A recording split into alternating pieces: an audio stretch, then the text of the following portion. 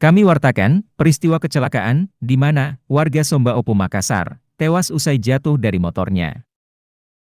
Diwartakan, korban bernama Arpan Siki, warga Somba Opu Lorong 282, Kota Makassar, saat mengemudi sepeda motornya, mengalami kecelakaan tunggal di Jalan Ontalama Kecamatan Mamajang, Makassar, Jumat 13 Januari 2023, tepatnya di depan Masjid As-Saidah.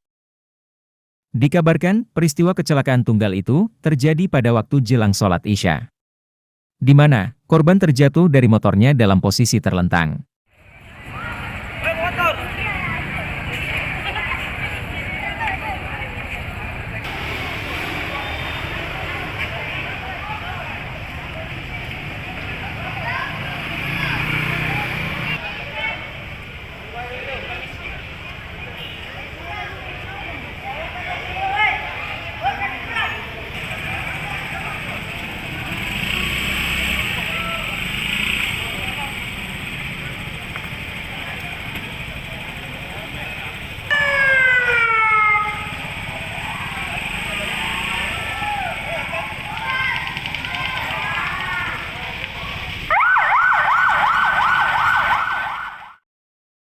Korban yang meninggal di tempat itu kemudian langsung dibawa ke rumah sakit untuk ditangani lebih lanjut.